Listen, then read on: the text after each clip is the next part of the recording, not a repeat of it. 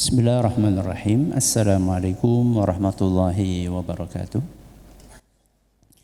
Alhamdulillahi wahdahu wassalatu wassalamu ala man la nabiyya ba'dah wa ala alihi wa sahbihi wa man ittaba hudah ila yaumil qiyamah, amma ba'd. Jamaah salat zuhur Masjid Manarul Ilmi rahimani wa rahimakumullah. Hari ini kita akan menyelesaikan bab nomor 68 yang dibawakan oleh Imam Bukhari dalam kitab beliau Al-Adabul Mufrad, yaitu bab tentang keluhan tetangga.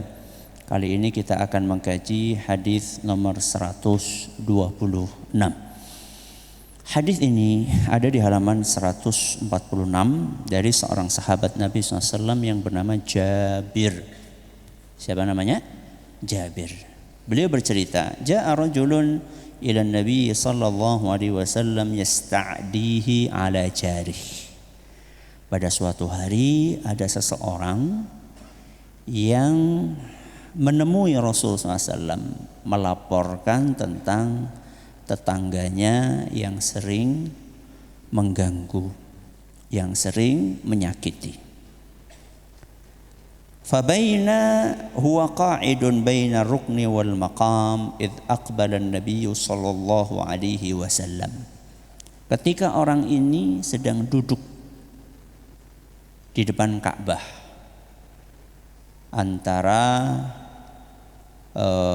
maqam Ibrahim dengan rukun Yamani, di depan Ka'bah.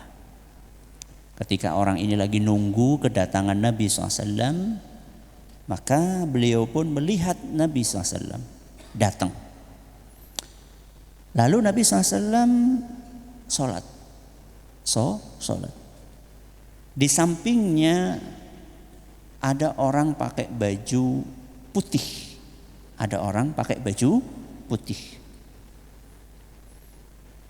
Dan saat itu beliau, Nabi SAW dan orang itu yang pakai baju putih itu sedang menyolati jenazah.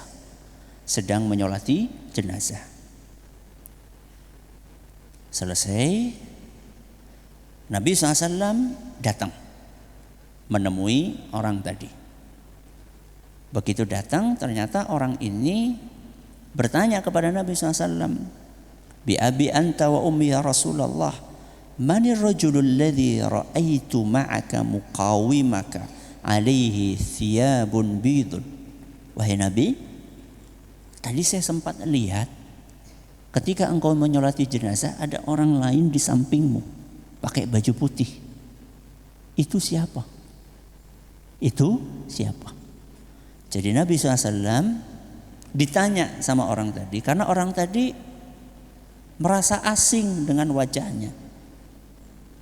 Orang ini nggak akan tanya kalau yang dilihat orang yang familiar wajahnya. Maka Nabi SAW pun ditanya sama orang itu tadi siapa yang pakai baju putih di sampingmu? Nabi SAW balik bertanya, Aqad ra'aitahu? Apakah engkau sempat melihat orang yang pakai baju putih itu? Qala na'am, iya wahai Rasul.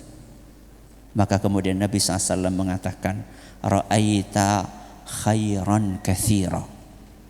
Kamu telah melihat kebaikan yang sangat banyak. Tambah penasaran lagi, ini siapa ini? Kemudian Nabi SAW mengatakan, Dzaka Jibril. Siapa? Itu malaikat Jibril. Loh, malaikat Jibril bukannya punya sayap berapa? 600. Kok ini bentuknya orang dan pakai baju apa? Putih pula. Jadi malaikat Jibril itu punya kemampuan untuk berubah wujud. Wujud aslinya punya berapa sayap tadi? 600. Tapi ketika datang membawa wahyu, menemui Rasul SAW, beliau berubah wujud dalam bentuk manusia. Dan yang paling sering ketika berubah wujud menjadi manusia, malaikat Jibril berpenampilan mukanya seperti seorang sahabat Nabi SAW yang namanya, yang tahu, Ustaz kasih hadiah. Nah, malaikat Jibril sering berubah wujud jadi manusia, wajahnya mirip banget dengan seorang sahabat. Siapa namanya? Ustadz yang jawab. Selain Ustadz mengerti Ustadz. Anak-anak, saya kasih dulu anak siapa? Dihya Al-Kalbi. Masya Allah, barakallahu fiik. Nanti Ustadz kasih hadiah. Dikasih tahu apa tahu sendiri? Masya Allah. Abdullah, barakallahu fiik. Abdullah juga. Tapi Abdullah bin bagus. Ya. Namanya Dihyah. Kenapa kok yang ditiru wajahnya Dihyah? Karena Dihyah ini ganteng pol. Tampan sekali Dihyah. Ya. Ustaz, kalau anak saya nanti enggak tampan, saya kasih nama Dihyah boleh? Boleh. Ya. Boleh-boleh aja, enggak apa-apa. Dihyah Al-Kalbi. Barakallahu fiik. Nah, kemudian Nabi cerita, kenapa kok Jibril datang? Kok Jibril datang saat itu? Dzaka Jibrilu Rasulur Rabbi, kata Nabi SAW. Itu tadi malaikat Jibril, utusannya Allah Subhanahu wa taala. Mazala yusini bil jar. Malaikat Jibril bolak-balik mengingatkan aku tentang hak tetangga. Hati-hati tetangga. Perhatikan tetangga, berbuat baik sama mereka. Bolak-balik malaikat Jibril mengingatkanku tentang hak tetangga. Hatta dhanantu annahu ja'ilun lahu mirasa. Sampai aku pikir kayaknya sebentar lagi tetangga ini bisa mendapatkan apa? Warisan.